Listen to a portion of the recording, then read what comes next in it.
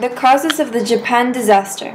The Earth is made out of numerous tectonic plates, which happen to be around Japan, and on the day, March 11, 2011, 6 kilometers down below the sea, there was a collision. For hundreds of years, the Pacific Plate drove under the Earth's crust, and the plate that Japan rested on began to collect pressure and strain under the force of the Pacific Plate, until the stress reached breaking point, and like an elastic band, it drove back into place with a series of aftershocks, and leaving Japan vulnerable to its power. The earthquake was the catalyst for the tsunami.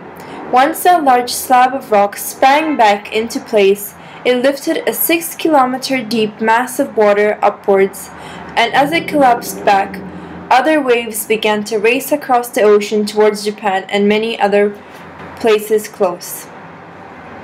History/background of Japan. Japan's first people were to arrive around 35,000 BC. Throughout most of Japan's history, it has been closed off from the outside world. The locked country policy enacted in 1633 that prevented foreigners from entering Japan, which was penalized by death. The same policy also prevented Japanese from leaving Japan. The first natural disaster to scar Japan was the Great Kanato earthquake, which was considered the worst natural disaster to ever strike Japan. On the date of September 1, 1923, a series of towering waves swept thousands of people and fires broke out in wooden houses. The death toll was about 140,000, destroying two of Japan's largest cities. And after this, the country was traumatized, but it was now ready for another natural disaster. After practicing earthquake drills multiple times and improving their safety equipment, the Japanese were more or less ready for the 2011 natural disaster. The magnitude of human and economic factors. The National Policy Agency has confirmed that after the natural disaster, there were over 15,891 deaths, 6,152 injured, and 2,584 people missing across 20 districts in Japan. 82.5% died drowning. Victims aged 60 or older made up the 65.2% of lost lives, with 24% being in their 70s. Although Japan has invested billions of dollars to build anti-tsunami seawalls, which stand up to 12 meters high and make up for 40% of their coastline, that didn't stop the tsunami from washing over the wall. Japan's National Police Agency stated that 45,700 buildings were destroyed and 143,000 were damaged by the quake and tsunami, which summed up damages from Miyagi, Iwate, and Fukushima. 300 hospitals in Tohoku were damaged by the disaster, leaving 11 destroyed completely. The earthquake and tsunami created an estimated 24 to 25 million tons of rubble and debris in Japan. International aid.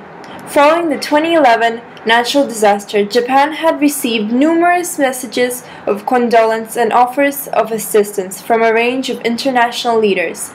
According to Japan's Foreign Ministry, 166 countries and 28 international organizations had offered assistance to Japan. As of March 2012, donations to areas affected by the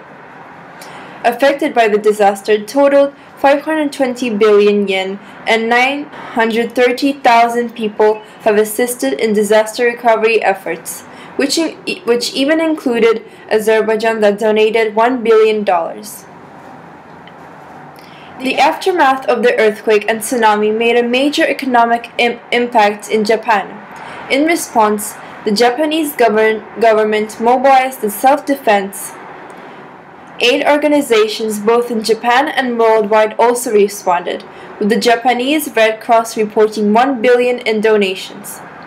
The economic impact had suspended in factories producing their products. Rice fields, farmland, greenhouses, and agricultural machines have been severely damaged. Rice distribution has been greatly disrupted because rice storage houses have been affected by the tsunami. Feed mills were damaged, leading to a halt in the manufacturing and shipment of feed for livestock.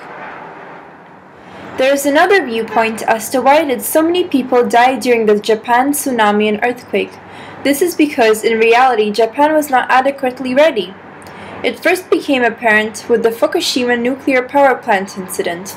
When the earthquake hit, it damaged the connection between the nuclear power plant and the Japan electrical grid. Without electricity, the cooling down system wouldn't work if there were a nuclear meltdown. But the seawall in front of the power plant wasn't high enough, so the tsunami washed over, covering the critical fuel tanks and stopping their chances of keeping the electricity going. This problem could have been avoided if the seawall were to be made higher or the fuel tanks would have been put on higher ground, where it would avoid being underwater. Because the Japanese were overconfident with the safety procedures, they were nowhere near ready for a natural disaster like this one.